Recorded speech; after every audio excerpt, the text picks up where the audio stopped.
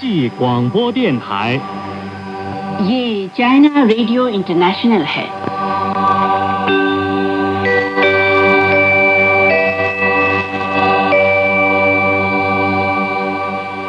यह China radio international है। श्रोता दोस्तों, अब हमारा हिंदी कार्यक्रम आरंभ होता है। आज के इस कार्यक्रम में समाचारों के बाद स्वर्णिम चीन के रंग कार्यक्रम के तहत चीन भारत मैत्री का संक्षिप्त इतिहास और चीनी उपन्यास पश्चिम की तीर्थ यात्रा प्रस्तुत किए जाएंगे। अंत में होगा रोजमर्रा की चीनी भाषा।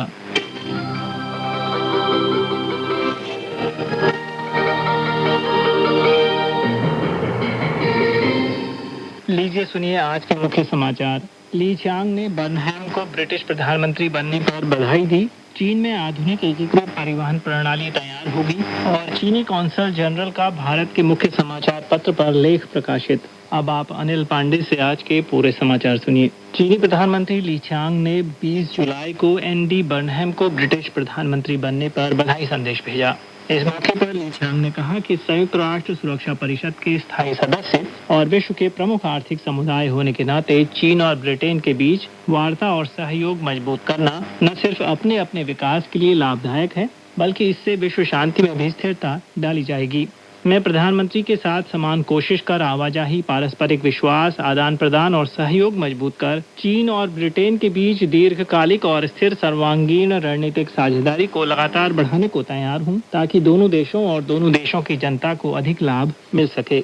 उधर 20 जुलाई को चीन के विदेश मंत्री वांग यी ने पेजिंग में संयुक्त राष्ट्र के अगले महासचिव पद के उम्मीदवार और संयुक्त राष्ट्र में गुयाना के स्थायी प्रतिनिधि रोड्रिगेज बर्किट से मुलाकात की। उन्होंने अपने चुनावी मत और संयुक्त राष्ट्र के भविष्य के विकास के लिए अपने दृष्टिकोण को प्रस्तुत करते हुए कहा कि चीन संयुक्त राष्ट्र के उद्देश्य का प्रबल समर्थक और विकास के मुद्दों में अग्रणी रहा है।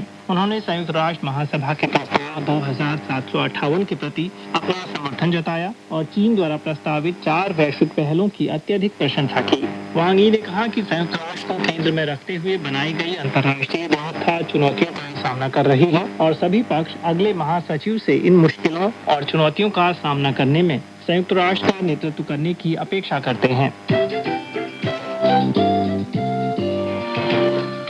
उधर चीनी राज्य परिषद के न्यूज कार्यालय ने 21 जुलाई को न्यूज ब्रीफिंग का आयोजन किया। इस मौके पर परिवहन उपमंत्री शू चंगक्वांग ने कहा कि चीन में यातायात और परिवहन विकास के नए चरण में प्रवेश कर चुका है। इसका मूल लक्ष्य 15वीं पंचवर्षीय योजना के दौरान बुनियादी तौर पर आधुनिक एकीकृत परिवहन प्रणाली स्थापित करना है। शू चंगक्वांग ने कहा कि बुनियादी संसाधनों के वितरण में सुधार के संदर्भ में चीन मुख्य तौर पर अंतर क्षेत्रीय और अंतर बेसिन प्रमुख परिवहन गलियारों का निर्माण बढ़ाएगा। राष्ट्रीय एकीकृत त्रिआयामी परिवहन नेटवर्क के मुख्य कंकाल की पूर्णता दर 95% तक पहुंचेगी और चीन लगातार रेलवे, राजमार्ग, जलमार्ग, नागरिक उड्डयन और डाक एक्सप्रेस आदि बुनियादी संस्थापनों का निर्माण बढ़ाएगा और लॉजिस्टिक्स नेटवर्क के निर्माण में तेजी लाएगा। परिवहन संरचना में सुधार के क्षेत्र में चीन मुख्य तौर पर परिवहन बुनियादी संस्थापनों के उन्नयन और डिजिटल परिवर्तन को बढ़ावा देगा। इसके साथ ही सिस्टम एकीकरण और संलयन में आधुनिक महानगरीय क्षेत्रों की व्यापक परिवहन प्रणाली में सुधार किया जाएगा। उधर चीन के जल संसाधन मंत्रालय ने हाल ही में जल संरक्षण, रिमोट सेंसिंग, सैटेलाइट एप्लीकेशन के विकास के लिए समग्र योजना जारी की है। इस योजना के मुताबिक चीन जल संरक्षण, रिमोट सेंसिंग, सैटेलाइट संसाधन, डेटा संसाधन, ऑपरेशनल एप्लीकेशन और तकनीकी मापदंड समेत 4 प्रमुख प्रणालियों के विकास को समन्वित तरीके से आगे बढ़ाकर अपने सैटेलाइट संसाधनों का प्रभावी ढंग से विस्तार करेगा। साल 2030 तक मुख्य व्यावसायिक क्षेत्रों को कवर करने वाला जल संरक्षण, remote sensing, satellite application system शुरू में स्थापित किया जाएगा। 2035 तक एक व्यापक जल संरक्षण, remote sensing, satellite application system मूल तौर पर तैयार हो जाएगा। सब मीटर रेजोल्यूशन वाली इमेज कवरेज की क्षमता काफी बढ़ जाएगी। साथ ही जल संरक्षण से जुड़ी आपातकालीन स्थितियों की तेजी से निगरानी करने की क्षमता में और सुधार होगा। उधर 21 जुलाई को चीन का नागरिक उड्डयन प्रशासन के उप निदेशक हान चुन ने चीनी राज्य परिषद सूचना कार्यालय द्वारा आयोजित की गई एक प्रेस कॉन्फ्रेंस के दौरान बताया कि चीनी एयरलाइंस 1000 से ज्यादा तय रूटों पर उड़ान भरती हैं, जिनमें 5 महाद्वीपों के 80 देशों के 177 शहरों को जोड़ने वाले इंटरनेशनल पैसेंजर रूट भी शामिल हैं। उधर चीनी राष्ट्रीय स्वास्थ्य आयोग से मिली खबर के मुताबिक अब तक 2026 के लिए बाल देखभाल सब्सिडी के लिए 2 करोड़ 75 लाख आवेदन जमा हो चुके हैं, जिनमें से 2 करोड़ 71 लाख को मंजूरी मिल चुकी है और 2 करोड़ 51 लाख लोगों को सब्सिडी बांटी जा चुकी है। हाल ही में चीनी राष्ट्रीय स्वास्थ्य आयोग और वित्त मंत्रालय ने एक नोटिस जारी कर 2022 और 2024 के बीच जन्मे बच्चों के लिए पहली बार शिशु देखभाल सब्सिडी के लिए आवेदन की समय सीमा को 31 दिसंबर 2026 तक बढ़ा दिया है। आवेदन की शर्तों को पूरा करने वाले बच्चे और छोटे बच्चे निर्धारित समय के भीतर एलीपे, वीचैट या प्रांतीय सरकारों सेवा प्लेटफॉर्म के माध्यम से बाल देखभाल सब्सिडी सूचना प्रबंधन प्रणाली में लॉगिन कर सकते हैं। साथ ही 2022 से 2024 विस्तारित आवेदन चैनल में प्रवेश कर सकते हैं और निर्देश के मुताबिक अपना बाल देखभाल सब्सिडी आवेदन जमा कर सकते हैं। उधर भारत के कोलकाता स्थित चीनी कॉन्सुल जनरल शू वे ने 16 जुलाई को मुख्य धारा के हिंदी समाचार पत्र सन्मार्ग में शनचन नए विकास दर्शन की कहानी शीर्षक लेख प्रकाशित किया। इस लेख का अंग्रेजी संस्करण 17 जुलाई को द हिंदू की वेबसाइट पर प्रकाशित किया गया था। लेख में कहा गया है कि 40 से अधिक साल पहले शनचन चीन के दक्षिण इलाके में बसा एक छोटा सा मछली पकड़ने वाला गाँव था, जो अक्सर तूफान और गरीबी से परेशान रहता था। आज का शनचन 1 करोड़ 80 लाख आबादी वाला अंतर्राष्ट्रीय महानगर बन चुका है। शनचन में प्रति व्यक्ति जीडीपी 30,000 अमेरिकी डॉलर से ज्यादा हो चुकी है और यहाँ ह्वावे, BYD और टेंसेंट आदि विश्व स्तर पर प्रभावशाली कंपनियां विकसित हुई हैं।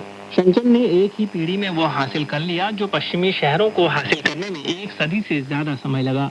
शनचन न सिर्फ चीन में सुधार और खुलेपन का प्रतीक है, बल्कि नवाचार, संतुलन, हरित विकास, खुलापन और साझाकरण की नई विकास अवधारणा का अभ्यासी भी है। लेख में कहा गया है कि नवाचार विकास के लिए प्राथमिक प्रेरक शक्ति है, समन्वय सतत और स्वस्थ विकास के लिए आंतरिक आवश्यकता है, हरित सतत विकास के लिए आवश्यक शर्त है, खुलापन समृद्धि का एकमात्र रास्ता है, वहीं साझाकरण विकास का मूल उद्देश्य है। शनचन की कहानी आधुनिकीकरण की प्रक्रिया में चीन द्वारा हासिल विकास का पथ दिखाती है। पश्चिम बंगाल में गहन सांस्कृतिक विरासत है और कुशल लोगों की बड़ी संख्या है। हालांकि चीन और भारत की राष्ट्रीय स्थितियां अलग अलग हैं, लेकिन खुशहाल जीवन जीने में लोगों की खोज एक ही है। हाल ही में चीन और भारत के बीच सीधी उड़ान सेवाएं शुरू हो चुकी हैं। दोनों देशों के बीच आवाजाही और सुविधाजनक बन गई है। चीन भारत के साथ क्षेत्रीय शासन के अनुभव का आदान प्रदान और सहयोग बढ़ाना चाहता है। उधर भारतीय विदेश मंत्रालय ने 20 जुलाई को एक बयान जारी कर कहा कि 19 जुलाई की रात जब एक वाणिज्यिक जहाज दक्षिणी यूक्रेन के ओडेसा बंदरगाह से रवाना हो रहा था, तब उस पर हमला किया गया, जिसमें 4 भारतीय नागरिकों की मौत हो गई है, जबकि एक की हालत गंभीर है। जहाज पर कुल 17 लोग सवार थे, जिनमें 5 भारतीय थे। भारतीय विदेश मंत्रालय ने कहा कि भारत ऐसे हमलों की निंदा करता है। कारोबारी जहाजों और निर्दोष नागरिक क्रू को निशाना बनाना या समुद्री व्यापार और नेविगेशन की आजादी में बाधा डालना निंदनीय है और इससे बचा जाना चाहिए। उधर हाल ही में अमेरिकी सूत्रों के मुताबिक कई अज्ञात अमेरिकी अधिकारियों ने बताया कि ईरान ने हाल ही में जॉर्डन में अमेरिकी सैन्य ठिकानों पर कई हमले किए हैं, जिनमें दर्जनों अमेरिकी सैनिक घायल हुए हैं। हालांकि अमेरिकी केंद्रीय कमान ने इस जानकारी को सार्वजनिक नहीं किया है। कई अज्ञात अमेरिकी अधिकारियों ने कहा कि 18 जुलाई को अमेरिकी केंद्रीय कमान द्वारा यह घोषणा किए जाने के अलावा कि जॉर्डन में एक ईरानी हमले में 2 अमेरिकी सैन्यकर्मी मारे गए हैं। ईरान ने हाल ही में जॉर्डन में अमेरिकी सैन्य ठिकानों पर 3 अन्य हमले किए हैं, जिनमें दर्जनों अमेरिकी सैनिक घायल बताए जाते हैं और कई हेलीकॉप्टर भी क्षतिग्रस्त हुए हैं। हालांकि केंद्रीय कमान ने इस बारे में कोई भी जानकारी नहीं दी है। एक अमेरिकी सैन्य अधिकारी ने कहा कि केंद्रीय कमान घायल कर्मियों के बारे में जानकारी जारी करने के लिए जिम्मेदार नहीं है, खासकर यदि वे जल्दी से अपने पदों पर लौट सकते हों। सूत्रों के मुताबिक अमेरिका ईरान समझौता ज्ञापन के टूटने के बाद से पेंटागन ने अमेरिकी सेना के बारे में लगभग कोई रणनीतिक जानकारी जारी नहीं की है। इसके अलावा अमेरिका सरकार ने ईरान के साथ संघर्ष के दौरान अमेरिकी सैन्य हथियारों के भंडार की विशिष्ट खपत का कभी खुलासा नहीं किया है। यह पेंटागन की तथाकथित युद्ध की परिचालन सुरक्षा आवश्यकताओं और युद्ध की प्रगति के बारे में जनता को सूचित करने के सरकार के दायित्व के बीच तनाव को दर्शाता है।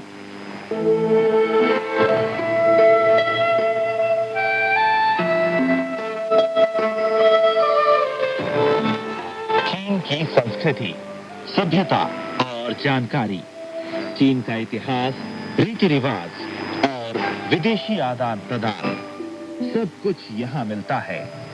आइए चलते हैं चीन के सफर पर और शुरू करते हैं हमारा खास कार्यक्रम स्वर्णिम चीन के रंग।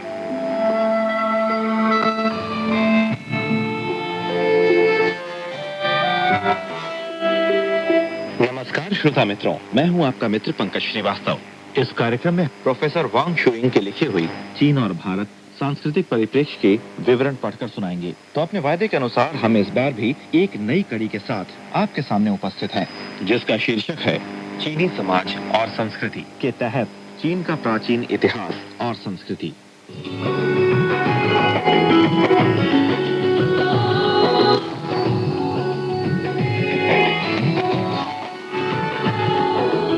उन्नीसवीं शताब्दी के शुरू में बर्तानिया ने चीन में बड़े पैमाने पर अफीम की तस्करी शुरू की और चीन की चांदी बड़ी मात्रा में देश के बाहर जाने लगी, जिसका चीन के समाज और उसकी अर्थव्यवस्था पर बहुत बुरा असर पड़ा।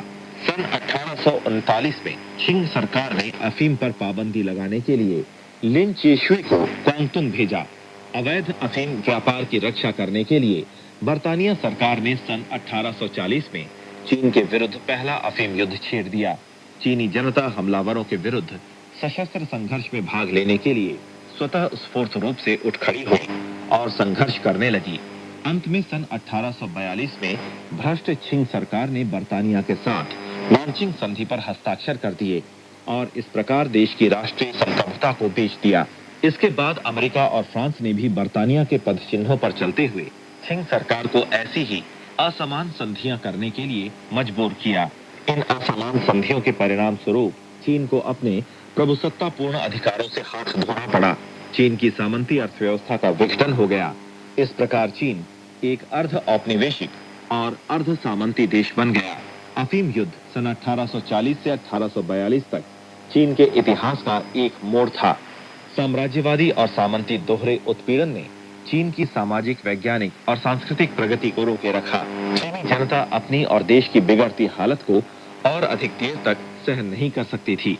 सामंती उत्पीड़न और विदेशी आक्रमण के विरोध लंबे समय तक चलने वाले वीरतापूर्ण संघर्ष की आग भड़क उठी। 10 अक्टूबर सन 1911 को सुन यात सेन के नेतृत्व में हुई 1911 की क्रांति ने छिंग राजवंश का तख्ता पलट दिया और इसके साथ ही चीन गणराज्य की स्थापना हुई। सन 1911 की क्रांति ने छिंग राजवंश, जिसने चीन पर 260 वर्षों से अधिक समय तक अपना शासन चलाया था, का तख्ता उलट दिया और 3000 वर्ष पुराने सामंती राजतंत्र को समाप्त कर दिया। चीन के इतिहास में इसका भारी महत्व था। सन 1917 में रूस में हुई अक्टूबर क्रांति का चीन पर गहरा प्रभाव पड़ा। जब अक्टूबर क्रांति की विजय हुई, तब चीन में मार्क्सवाद, लेनिनवाद का प्रचार प्रसार होने लगा। इसी दौरान चीनी बुद्धिजीवियों ने, जिनके प्रतिनिधि ली तायाओ, chen तुरयू, माओ त्से-तुंग और चाओ एन-लाय थे, कम्युनिज्म के प्रति अपनी श्रद्धा कायम कर ली और वे प्रारंभिक कम्युनिस्ट विचारों वाले बुद्धिजीवी बन गए। सन 1919 में साम्राज्यवाद विरोधी और सामंतवाद विरोधी 4 मई आंदोलन शुरू हुआ। ये साम्राज्यवाद विरोधी और सामंतवाद विरोधी एक महान क्रांतिकारी आंदोलन था। इस आंदोलन के दौरान चीन के सर्वहारा वर्ग ने पहली बार अपनी प्रचंड शक्ति का परिचय दिया। देश में मार्क्सवाद, लेनिनवाद का और अधिक प्रचार प्रसार हुआ और वो चीनी जनता के क्रांतिकारी व्यवहार से जुड़ गया। 1 जुलाई 1921 को चीनी कम्युनिस्टों के प्रथम ग्रुप ने शंघाई में चीनी कम्युनिस्ट पार्टी की पहली राष्ट्रीय कांग्रेस आयोजित की और इस प्रकार चीनी कम्युनिस्ट पार्टी का जन्म हुआ। तभी से चीन की क्रांति ने एक नया मोड़ लिया। चीनी जनता ने चीनी कम्युनिस्ट पार्टी और कॉमरेड माओ त्से-तुंग के नेतृत्व में 28 वर्षों के दीर्घकालीन कठोर संघर्षों, जिनमें उत्तरी अभियान 1924 से 27, भूमि क्रांति युद्ध 1927 से 37, जापानी आक्रमण विरोधी युद्ध 1937 से 45 और देशव्यापी मुक्ति युद्ध 1946 से 49 शामिल हैं, के जरिए चेपांग, चेशी और कुओमिंतांग सरकार की प्रतिक्रियावादी शासन का अंततः तख्ता पलट दिया। 1 अक्टूबर 1949 को चीन लोक गणराज्य की स्थापना की घोषणा कर दी गई। ये घटना चीन की नव जनवादी क्रांति की विजय और समाजवादी मंजिल की शुरुआत का सूचक है।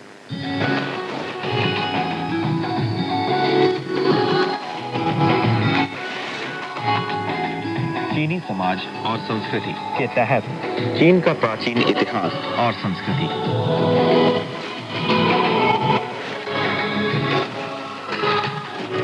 1950 से 52 तक चीन की राष्ट्रीय अर्थव्यवस्था के पुनरुत्थान का दौर था। इस दौरान नौकरशाह पूंजीपतियों के उद्योग धंधों को जब्त कर उन्हें राजकीय मिल्कियत वाले समाजवादी उद्योग धंधों में बदल दिया गया। भूमि की सामंती मिल्कियत को समाप्त कर जमींदारों की भूमि को भूमिहीन या गरीब किसानों में बांट दिया गया और इन कदमों के साथ साथ युद्ध से तहस नहस हुई अर्थव्यवस्था को सुधारने का काम भी बड़ी तेजी के साथ किया गया। इसी बीच जून 1950 में अमेरिकी साम्राज्यवादियों ने दक्षिणी कोरिया की संगमान ली गुट को भड़काकर कोरिया जनवादी लोक गणराज्य पर आक्रमण करवा दिया। इसके फौरन बाद अमेरिकी सरकार ने अपने 7वें जहाजी बेड़े को चीन के ताइवान द्वीप के लिए भेज दिया और युद्ध की लपटों को चीन की उत्तर पूर्वी सीमा तक पहुंचा दिया।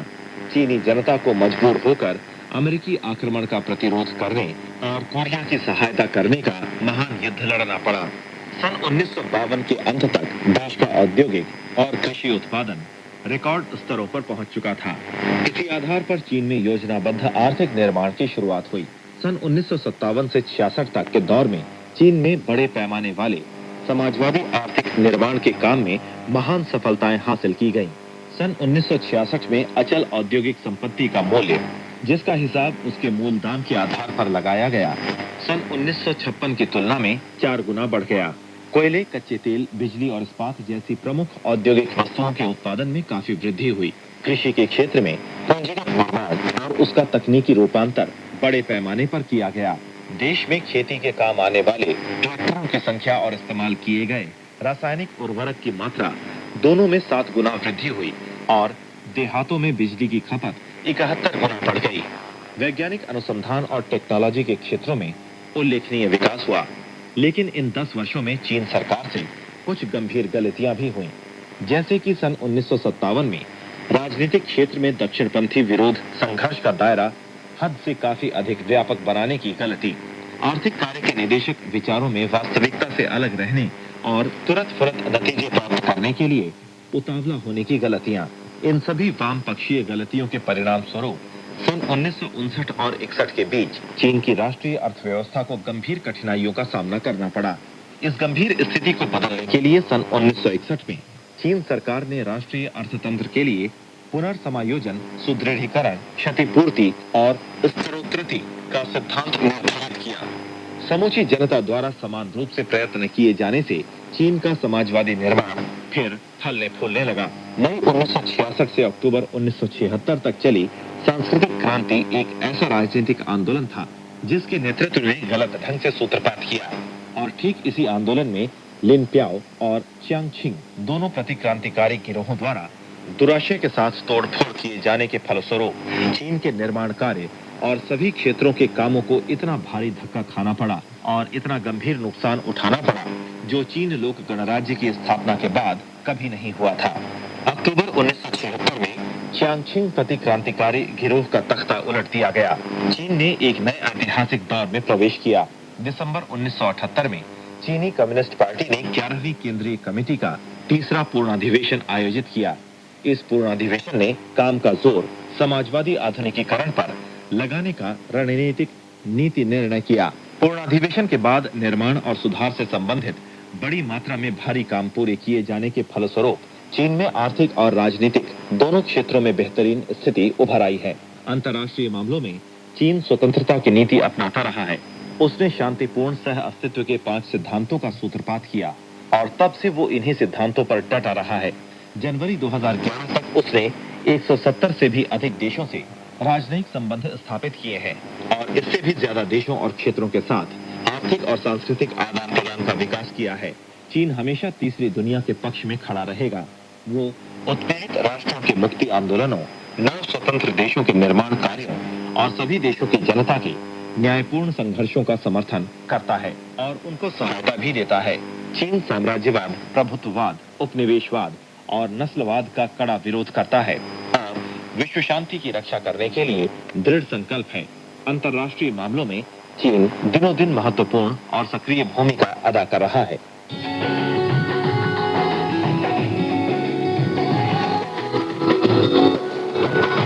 चीनी समाज और संस्कृति के तहत चीन की जातियां और भाषाएं।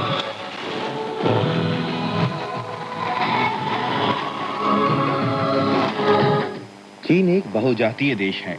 सारे देश में कुल 56 जातियां रहती हैं, जिनमें सबसे अधिक जनसंख्या हान जाति की है। इसकी आबादी 93 करोड़ से भी अधिक है, जो देश की कुल जनसंख्या का 93.3% है। अन्य 55 जातियों की जनसंख्या कम है, इसलिए उन्हें अल्पसंख्यक जातियां कहा जाता है। इनकी कुल जनसंख्या 6.7 करोड़ से अधिक है, जो देश की कुल आबादी का 6.7% है।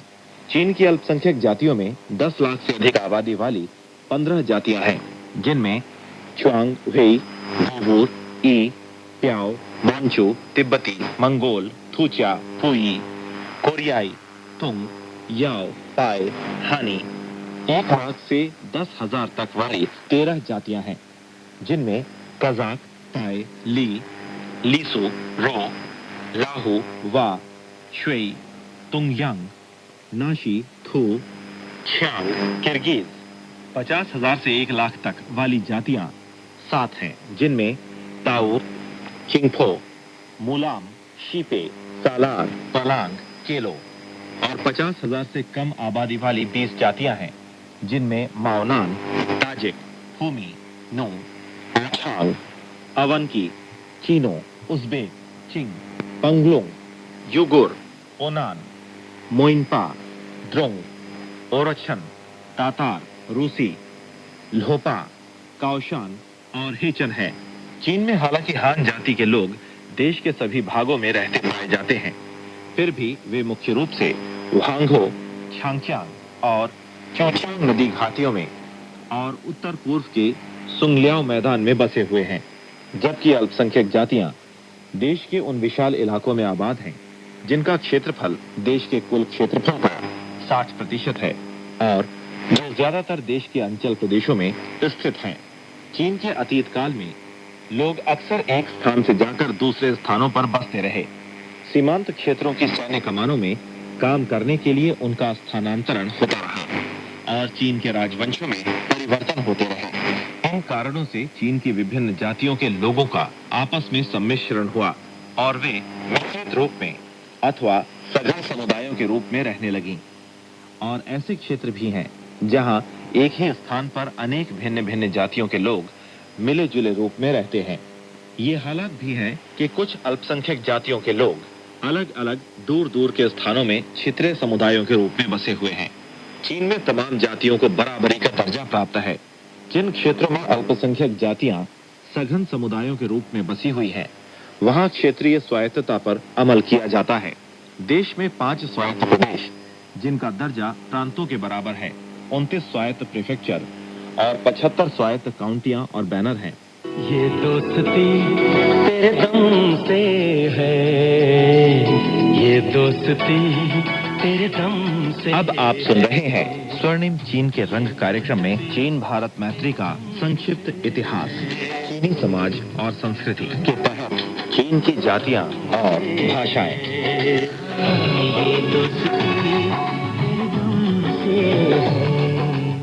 चीन लोक गणराज्य के संविधान में यह निर्धारित किया गया है कि चीन लोक गणराज्य में सभी जातियां समान हैं।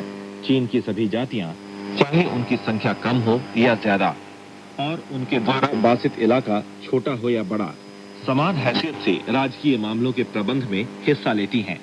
चीन लोक गणराज्य की राष्ट्रीय जनप्रतिनिधि सभा, जो चीन की राजसत्ता का सर्वोच्च अंग है, में सभी अल्पसंख्यक जातियों के प्रतिनिधि शामिल हैं। ऐतिहासिक कारणों से हान जाति द्वारा वासित क्षेत्रों की तुलना में अल्पसंख्यक जातियों वाले क्षेत्रों की आर्थिक और सांस्कृतिक स्थिति पिछड़ी हुई है। मुक्ति के बाद के 60 से भी अधिक वर्षों में चीन सरकार ने अल्पसंख्यक जातीय क्षेत्रों के विकास के लिए बहुत सी नीतियां अपनाई हैं और अनेक कदम उठाए हैं, जिनके अंतर्गत जनशक्ति, भौतिक साधन, वित्तीय मदद और प्रौद्योगिकी से संबंधित सभी तरह की सहायता दी गई है। अतः इन क्षेत्रों को एक नया रूप मिला है। इसमें भी कोई संदेह नहीं है कि अल्पसंख्यक जातीय क्षेत्रों ने हान जातीय क्षेत्रों में अर्थतंत्र की समृद्धि और विकास के कार्यों में अपनी सक्रिय भूमिका अदा की है। चीन की भाषाएं जटिल हैं। ऊपर कहा गया है कि चीन की आबादी की विशाल बहुसंख्या हान जाति के लोगों की है और वे हान हान भाषा का प्रयोग करते हैं, जो देश के सभी भागों में बोली जाती है। 55 अल्पसंख्यक जातियों के लोग भी उसी हान भाषा का प्रयोग करते हैं, लेकिन 53 अल्पसंख्यक जातियों की अपनी अपनी मौखिक भाषाएं हैं। विश्व की अन्य जातियों की भाषाओं की तरह चीन की विभिन्न जातियों की लिखित भाषाओं का भी प्रादुर्भाव उनकी मौखिक भाषाओं के बहुत बाद में हुआ। चीन के इतिहास में विभिन्न जातियों के सामाजिक विकास में भिन्नता होने के कारण कुछ जातियों की लिखित भाषाओं का प्रादुर्भाव अन्य जातियों की तुलना में काफी पहले हुआ।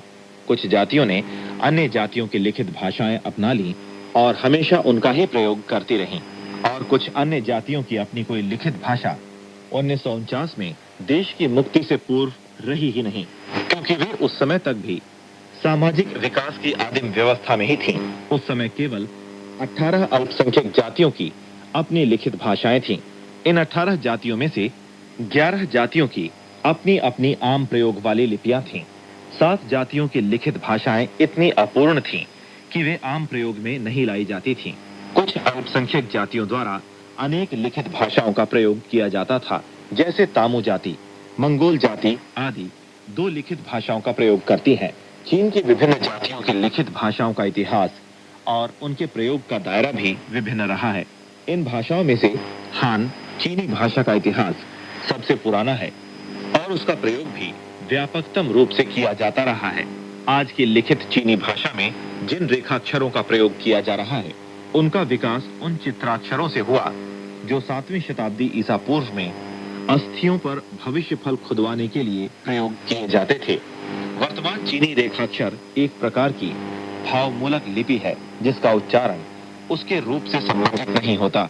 प्रत्येक चीनी रेखाक्षर केवल एक अक्षर होता है और आमतौर पर प्रयोग किए जाने वाले रेखाक्षरों की संख्या 5000 से 8000 तक है। चीनी रेखाक्षरों को सीखना और प्रयोग करना आसान नहीं है। मुक्ति के बाद चीन सरकार ने बहुत काम किए। जातीय समानता और एकता की नीति को कार्यान्वित करने और अल्पसंख्यक जातीय समुदायों के बीच संस्कृति और शिक्षा का विकास करने के लिए सरकार द्वारा अल्पसंख्यक जातियों की मौखिक और लिखित भाषाओं के विषय में बहुत बड़े पैमाने पर काम किया गया, और जिन अल्पसंख्यक जातियों की पहले कोई लिखित भाषा नहीं थी, उनके लिखित रूप का विकास करने में सहायता की गई है। इसी प्रकार सरकार ने अल्पसंख्यक जातियों की लिपियों को सुधारने में भी बड़ी मदद की है।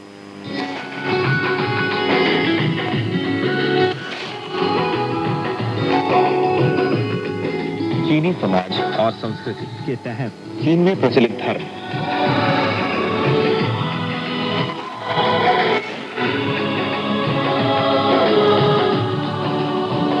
चीन में मुख्य धर्म बौद्ध, ताओ, इस्लाम और ईसाई हैं। इन धर्मों में बौद्ध और ताओ धर्म का अपेक्षाकृत लंबा इतिहास है और ऐतिहासिक और समकालीन दोनों ही दृष्टियों से चीन की संस्कृति पर इनका भारी प्रभाव पड़ा है। ईसाई धर्म में कैथोलिक धर्म और प्रोटेस्टेंट धर्म दोनों के ही अनुयायी शामिल हैं। चीन के अधिकांश ईसाई मतावलंबी समुद्रवर्ती प्रांतों में रहते हैं। चीनी बौद्धों, मुसलमानों और ईसाइयों का अन्य देशों के सह धर्मावलंबियों के साथ बराबर संपर्क बना रहा है। चीनी संविधान धार्मिक विश्वास की स्वतंत्रता की गारंटी करता है। वो नागरिकों को स्वेच्छा से किसी भी धर्म में विश्वास करने या किसी भी धर्म में विश्वास न करने का अधिकार प्रदान करता है। जनता को धार्मिक विश्वास की स्वतंत्रता प्रदान करना चीन सरकार की बुनियादी नीति है और उसे कानूनी संरक्षण प्राप्त है। चीन में सभी तरह के धर्म किसी भी विदेशी शक्ति के इशारे पर काम नहीं करते। वे स्वतंत्र रूप से अपने धार्मिक मामलों का प्रबंध करते हैं और विश्व के सभी देशों से समान तरह के संप्रदायों से मित्रवत व्यवहार करते हैं। चीन में राज्य परिषद के अधीन एक धार्मिक मामला ब्यूरो की स्थापना की गई है। सरकार धर्मानुयायियों की धार्मिक गतिविधियों में कोई हस्तक्षेप नहीं करती और धार्मिक गतिविधियां चलाने के वास्ते मंदिरों और चर्चों का संरक्षण करती है और इस बात की भी गारंटी करती है कि नास्तिक लोग अपने प्रचार प्रसार के लिए मंदिरों और चर्चों में न जाएं। सरकार प्रत्येक धर्मावलंबी के राजनीतिक गतिविधि में हिस्सा लेने के अधिकार को सुनिश्चित करती है। धार्मिक व्यक्तियों को सभी स्तर की राष्ट्रीय जनप्रतिनिधि सभाओं और राजनीतिक सलाहकार सम्मेलनों में प्रतिनिधित्व प्राप्त है और उनमें वे राष्ट्रीय मामलों से संबंधित मसलों पर विचार विमर्श कर सकते हैं। चीन के सभी धर्मों के अपने अपने राष्ट्रीय और स्थानीय संगठन हैं जो अपने अपने मामले का स्वतंत्र रूप से निपटारा करते हैं। इनकी भी अपनी अपनी प्रतिक्रियाएं हैं। इसके अलावा धार्मिक कर्मचारियों और अनुसंधानकर्ताओं को प्रशिक्षित करने के लिए अनेक धार्मिक संस्थान भी स्थापित किए गए हैं, जैसे चीनी बौद्ध प्रतिष्ठान इत्यादि। अनेक धार्मिक संस्थाओं और व्यक्तियों ने अन्य देशों के समधर्मी धार्मिक संगठनों और दोस्तों के साथ यात्राओं का आदान प्रदान किया और आपसी समझदारी और मित्रता भी बढ़ाई है। सांस्कृतिक क्रांति में धार्मिक विश्वास की स्वतंत्रता को भयानक उत्पीड़न झेलना पड़ा था। धार्मिक संगठन खत्म कर दिए गए थे। बहुत से मंदिर, मस्जिद और चर्च या तो बंद कर दिए गए थे या उन्हें बिल्कुल नष्ट कर दिया गया था। इस तरह धार्मिक गतिविधियां ठप पड़ गई थीं। सन 1976 के बाद सांस्कृतिक क्रांति की समाप्ति के साथ साथ मंदिरों, मस्जिदों और चर्चों का जीर्णोद्धार किया गया था। उन्हें एक बार फिर खोला गया और उनकी गतिविधियां भी फिर से आरंभ हो गईं। जनता को धार्मिक विश्वास की स्वतंत्रता प्रदान करना चीन सरकार की बुनियादी नीति है और उसे कानूनी संरक्षण प्राप्त है। चीन में सभी तरह के धर्म किसी भी विदेशी शक्ति के इशारे पर काम नहीं करते। वे स्वतंत्र रूप से अपने धार्मिक मामलों का प्रबंध करते हैं और विश्व के सभी देशों के समान तरह के संप्रदायों से मित्रवत व्यवहार करते हैं।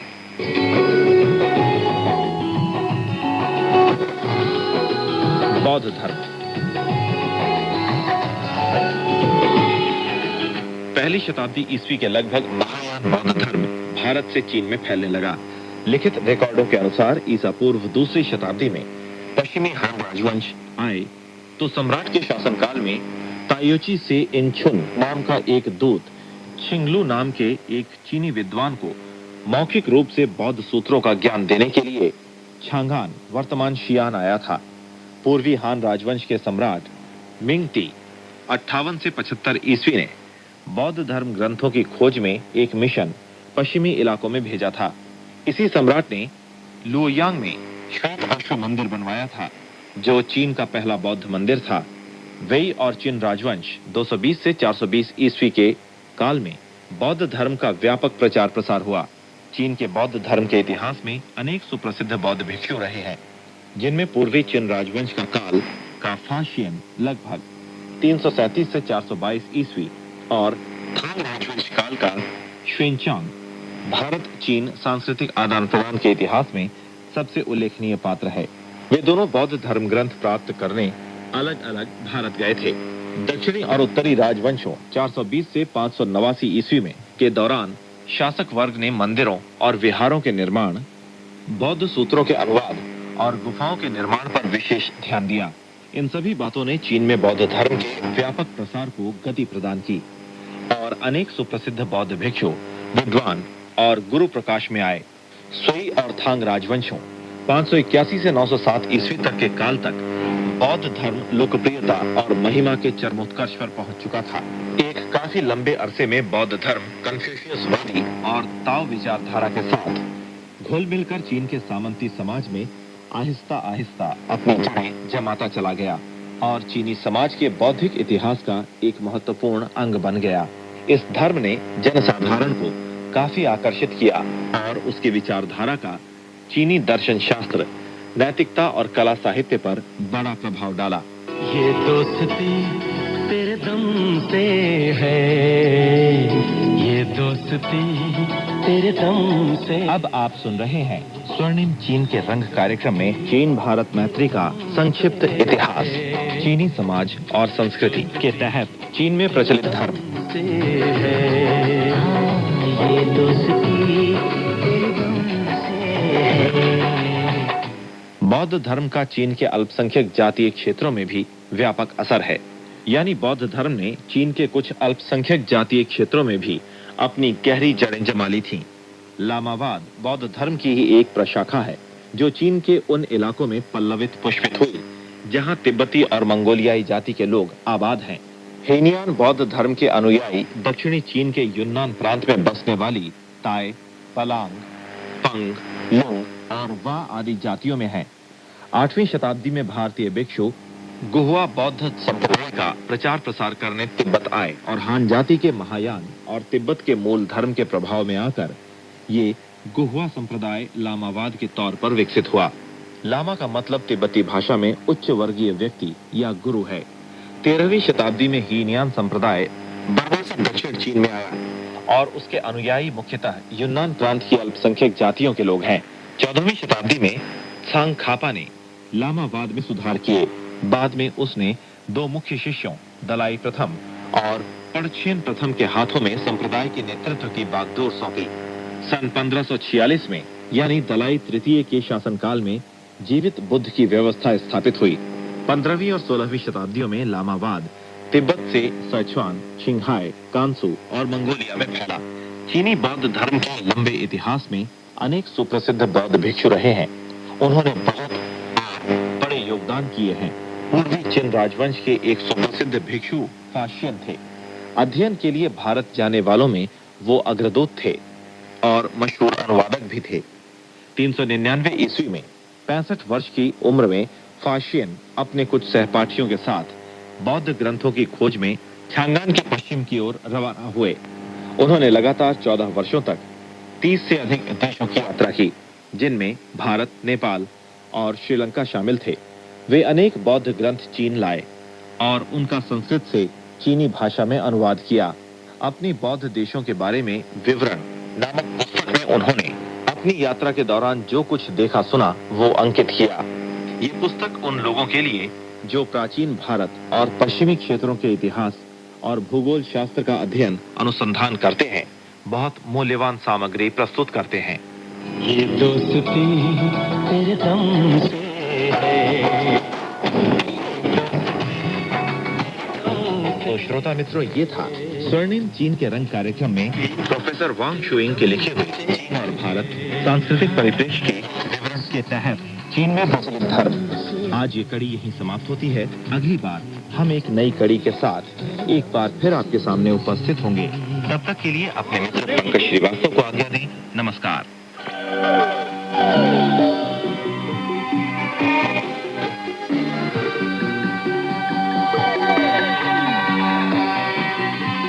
यह चाइना रेडियो इंटरनेशनल है।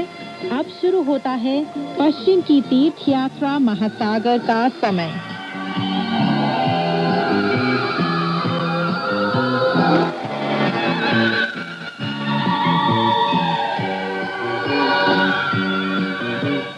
नमस्कार दोस्तों, पश्चिम की तीर्थ यात्रा सुप्रसिद्ध चीनी उपन्यास लेकर हाजिर हूँ मैं, मैत्री शर्मा। आज की कहानी इस प्रकार है। दोस्तों, अब तक आपने कहानी में सुना कि जिस चाल के साथ दानवराज ने सोचा था उसी को चलकर उसने सांचांग को अपने कब्जे में ले लिया और वहीं वानर, शूकर और भिक्षु रेतात्मा की आंखों में धूल झोंक दी। हिरावल दस्ते के सेना नायक की यह योजना बड़ी कारगर सिद्ध हुई, जिसे देखकर दानवराज बहुत खुश हुआ और उसकी पदोन्नति कर दी गई। उसी की योजना के अनुसार दानवराज ने अभी खुद को रोक लिया और सांचांग को पीछे के बगीचे में पेड़ से बांध दिया गया। चलिए दोस्तों, कहानी को आगे बढ़ाते हैं और सुनते हैं कहानी में आगे क्या हुआ। वानर छोटे दैत्य को पर्वत की घास से ढकी ढलान पर दूर तक खदेड़ने के बाद रास्ते पर वापस लौटा तो गुरुदेव उसे दिखाई नहीं दिए। वहाँ केवल सफेद घोड़ा खड़ा था और सामान पड़ा हुआ था। भयभीत होकर उसने घोड़े की लगाम थाम ली और बहंगी उठाकर गुरुदेव को खोजने पर्वत की चोटी की तरफ चल पड़ा। हे भगवान! महान मनीषी वानरराज ने घोड़े और सामान के साथ पूरे पर्वत शिखर को छान मारा। वह परेशान होकर अपने गुरुदेव को जोर जोर से पुकारता रहा। अचानक शूकर हांफता हुआ उसके पास आया और बोला, भैया, तुम इस तरह क्यों चिल्ला रहे हो? वानर ने जवाब दिया, गुरुदेव लापता हो गए हैं, क्या तुमने उन्हें देखा है? शूकर बोला, जबकि तुम नहीं जानते थे कि मैं थान महाभिक्षु का एक अच्छा शिष्य हूँ, तो तुमने मेरे साथ चाल क्यों चली? तुमने मुझे हिरावल दस्ते का सेना नायक क्यों नियुक्त किया है? शूकर बोला, उस दुष्ट प्रेत आत्मा को परास्त करने के लिए मुझे अपनी जान पर खेलना पड़ा, तब कहीं सही सलामत लौट पाया हूँ। तुम और भिक्षु आत्मा तो गुरुदेव की देखभाल के लिए यही थे, फिर मुझसे उनके बारे में क्यों पूछ रहे हो? वानर ने कहा, इसमें तुम्हारा कोई दोष नहीं है भैया। न जाने कैसे वह दुष्ट प्रेतात्मा तुम्हारी आंखों में धूल झोंककर गुरुदेव को पकड़ने के लिए फिर से यहाँ आ पहुँचा था। जब मैं उससे लोहा लेने गया तो भिक्षु रेतात्मा से कह गया था कि गुरुदेव की रक्षा करना और देखभाल करते रहना। लेकिन वह भी न जाने कहाँ गायब हो गया है। शुकर ने मुस्कुराते हुए कहा, मैं सोचता हूँ वह गुरुदेव को कहीं आस-पास ही ले गया होगा।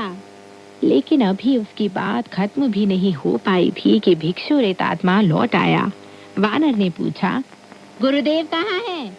भिक्षु रेतात्मा ने जवाब दिया, लगता है वह शैतान तुम दोनों की आंखों में धूल झोंक कर गुरुदेव को पकड़ने फिर से यहाँ आ गया था। जब मैं उस प्रेतात्मा से युद्ध करने लगा, उस समय गुरुदेव घोड़े पर अकेले ही रह गए थे। यह सुनते ही वानर उछल पड़ा और गुस्सा होकर चिल्लाया, वह हमें धोखा देने में कामयाब हो गया है। वह हमें धोखा देने में पूरी तरह से कामयाब हो गया है। भिक्षु रेतात्मा ने पूछा, कैसे? वानर ने जवाब दिया, उसकी यह चाल आलूचे के फूल की पंखुड़ियों को विभाजित करना कहलाती है। इसके जरिए वह हम तीनों को भुलावा देकर दूर ले गया, ताकि वह हमारे ना होने का फायदा उठाकर हमारे गुरुदेव को उठा ले जाए। हे भगवान, अब क्या होगा? वानर अपने आंसू नहीं रोक पाया। उसे रोता देखकर शुकर बोला, रोना बंद करो भाई, प्रेतात्मा यहाँ से ज्यादा दूर नहीं जा सकता। वह अभी इसी पर्वत पर होगा, चलो उसका पता लगाएं। उन तीनों को पर्वत पर प्रेतात्मा की खोज करने से बेहतर और कोई उपाय नहीं सूझा। जब वे 6-7 कोस चल चुके तो उन्हें आगे की तरफ झुकी हुई एक खड़ी चट्टान के नीचे एक गुफा दिखाई दी। जब वानर ने यह देखा तो उसने 2-3 कदम आगे बढ़ाकर फाटक की तरफ छलांग मारी। वहां पहुंचकर उसने देखा कि फाटक बंद है। फाटक के ऊपर एक संदिग्ध प्रस्तर शिला पर बड़े-बड़े अक्षरों में लिखा था, संलग्न मुद्रिका कंदरा, भग्न पर्वत, प्रच्छन्न धुंध पर्वतमाला। वानर बोला, धावा बोल दो शुकर, प्रेतात्मा यही रहता है, गुरुदेव भी यही होंगे। यह सुनते ही मूर्ख शुकर ने बौखलाकर अपना पाचा उठाया और पूरी ताकत के साथ वार कर दिया। उसने अपने पांचे से फाटक पर जोर से वार किया। फाटक में एक बड़ा छेद हो गया। फिर शुकर जोर से चिल्लाया, अरे ओ नीच राक्षस, अगर तुम यह नहीं चाहते कि मैं तुम्हारा फाटक चकनाचूर कर दूं और तुम सबका सफाया कर दूं, तो मेरे गुरुदेव को फौरन बाहर भेज दो। फाटक पर तैनात छोटा दैत्य दौड़कर भीतर जा पहुंचा और बोला, सर्वनाश हो गया महाराज, सर्वनाश हो गया। वरिष्ठ दैत्य ने पूछा, कैसा सर्वनाश? छोटे दैत्यों ने जवाब दिया, किसी ने सामने के फाटक पर छेद कर दिया है और वह जोर जोर से चिल्ला रहा है कि उसके गुरुदेव को लौटा दिया जाए। दानवराज ने डर कर कहा, महाभिक्षु को खोजता हुआ न जाने कौन आया है। हिरावल दस्ते का सेना नायक बोला, घबराइए मत महाराज, मैं जरा बाहर जाकर देखकर आता हूँ। वह तेजी से सामने के फाटक की तरफ गया और अपना सिर एक तरफ घुमाकर उसने फाटक में किए गए छेद से बाहर झांका। उसने देखा बाहर लंबी थूथनी और बड़े बड़े कानों वाला व्यक्ति खड़ा है। पीछे मुड़कर वह जोर से चिल्लाया, चिंता ना करे महाराज, वह चूपाचे है, उसमें ज्यादा दम नहीं है और वह हमें परेशान करने की जरूरत नहीं कर सकता। अगर उसने हमें परेशान किया तो हम उसे फाटक खोलकर अंदर घसीट लेंगे और उसे भी भाप में पकाने वाले बर्तन में झोंक देंगे। हमें सबसे ज्यादा चिंता उस रोएदार गालों वाले भिक्षु की है, जिसका चेहरा वज्रपाणी के समान है। शुकर यह सुनने के बाद बाहर से बोला, भैया यह दानव मुझसे नहीं बल्कि तुमसे डरता है। गुरुदेव जरूर अंदर होंगे, जल्दी से यहाँ आओ। वानर ने गाली देते हुए कहा, अरे ओ पाजी पिशाच, तुम्हारा पितामह वानर आ गया है।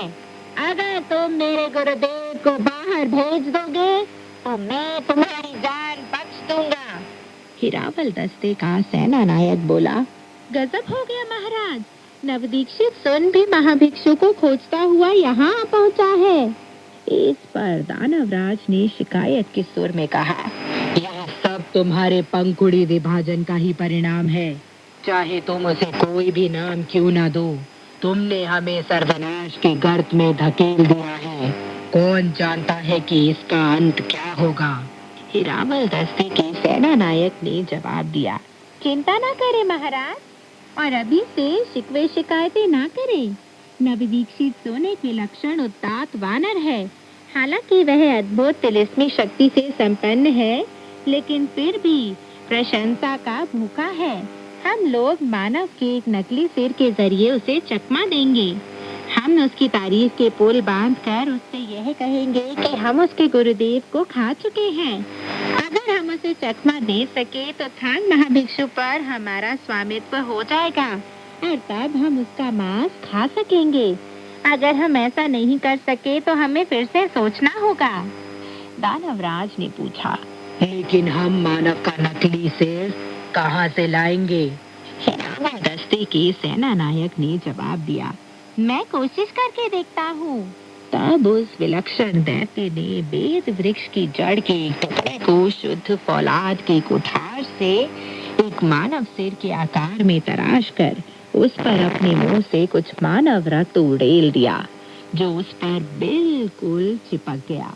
फिर उसने कनिष्ठ दैत्य को आदेश दिया कि वह सिर को लेकर तश्तरी में रखकर फाटक पर ले जाकर कहे, माननीय महान मनीषी महोदय, कृपया अपना क्रोध शांत कर लीजिए और मुझे कुछ निवेदन करने की अनुमति दीजिए।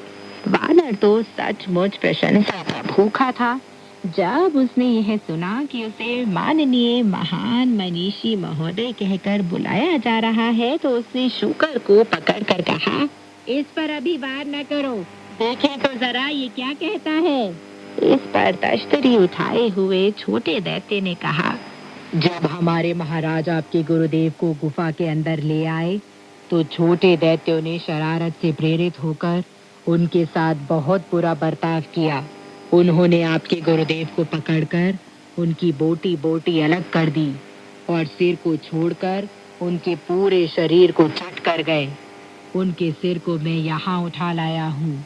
वानर ने जवाब दिया, अगर तुम उन्हें खा चुके हो तो अब क्या हो सकता है, पर उनका सिर तो बाहर फेंको ताकि मैं देख सकूं कि वह असली है या नकली।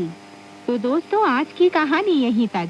आगे की कहानी लेकर मैं मैत्री शर्मा फिर हाजिर होंगी। तब तक के लिए नमस्कार, बाय बाय।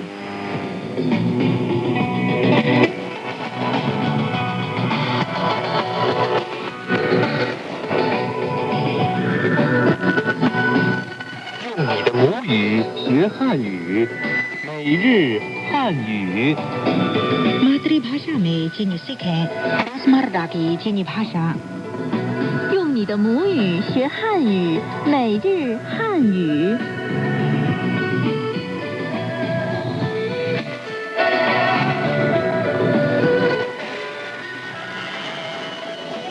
ये चैना रेडियो इंटरनेशनल है। श्रोताओं को शाथांग की नमस्ते। श्रोताओं को राकेशवत्स की भी नमस्ते। रोजमर्रा की चीनी भाषा कार्यक्रम सुनने के लिए आपका हार्दिक स्वागत। अब हम शुरू करते हैं आज का पाठ। आज के पाठ के मुख्य वाक्य हैं, 这车到东方小区吗？ ये बस तुंगफांग सोसाइटी जाती है। 买一张票， टिकट देना। 到了，请你告诉我 पहुंचने पर कृपया मुझे बता देना। 在哪儿换车。 कहाँ पर बस बदलनी होगी।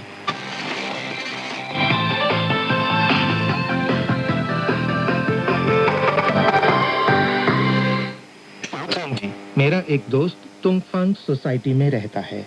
उसने मुझे शनिवार को अपने घर आने का निमंत्रण दिया है। क्या आप बता सकती हैं कि चीनी में क्या ये बस तुंगफांग सोसाइटी जाती है वाक्य को किस तरह कहा जाता है? आप कह सकते हैं, 这车到东方小区吗? क्या ये बस तुंगफांग सोसाइटी जाती है? 这车到东方小区吗? क्या ये बस तुंगफांग सोसाइटी जाती है? 这 ये 这 车 बस 车 到 जाना 到东方东方小区 सोसाइटी 小区 माँ प्रश्नवाचक शब्द। 吗? 这车到东方小区吗? क्या ये बस तुंगफांग सोसाइटी जाती है? 这车到东方小区吗？ अब हम आज के बाट की पहली बातचीत सुने। 这车到东方小区吗？您上车吧。 बीजिंग वासी आमतौर पर बसों में आईसी कार्ड का इस्तेमाल करते हैं। इस कार्ड से यात्रा करना सस्ता रहता है, लगभग 60% सस्ता। लेकिन मेरे पास अभी तक आईसी कार्ड नहीं है, इसलिए मुझे टिकट खरीदना पड़ता है। शाओथांग जी, चीनी में टिकट देना किस तरह कहा जाता है? बहुत आसान है। आप कह सकते हैं 买一张票 टिकट देना। 买一张票 टिकट देना।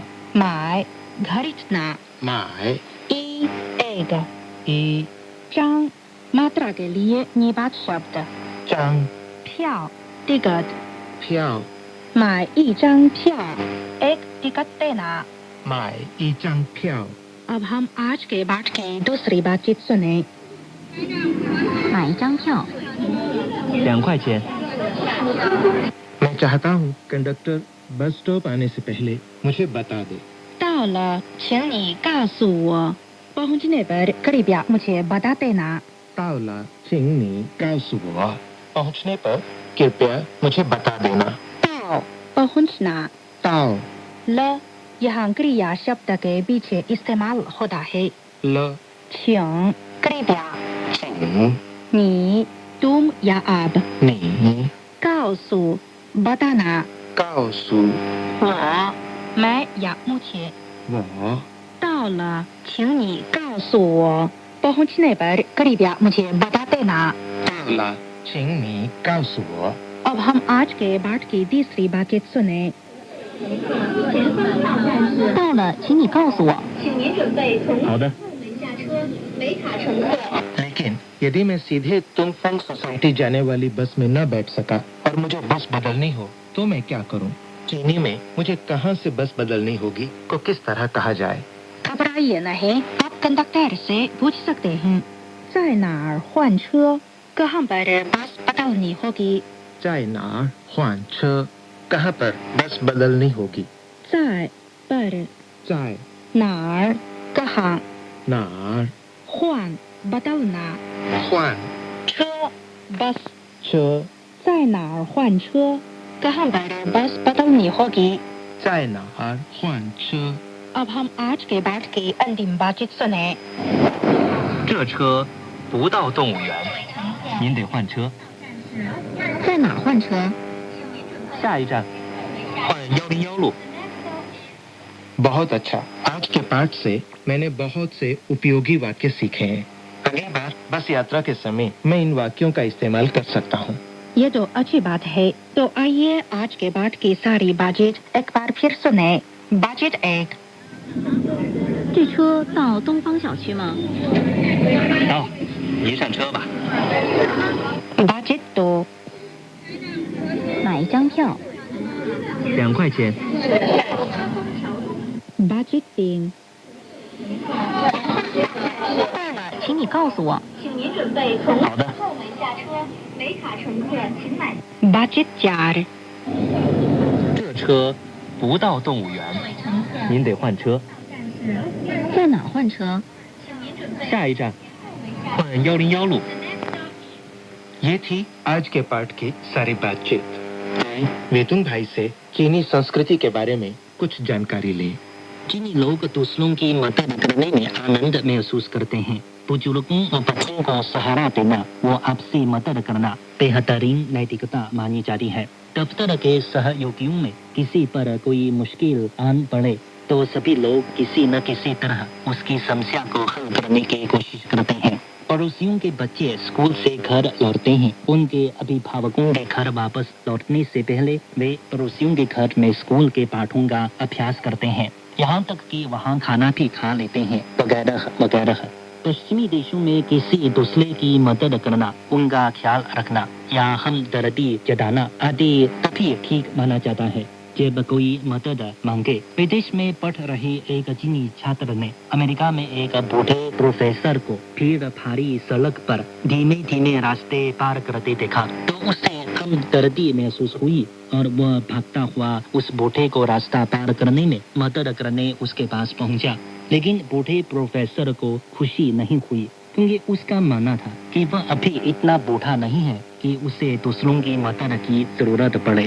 अच्छा श्रोता दोस्तों, आज का पाठ यहीं तक। फिर मिलेंगे। नमस्कार। नमस्कार।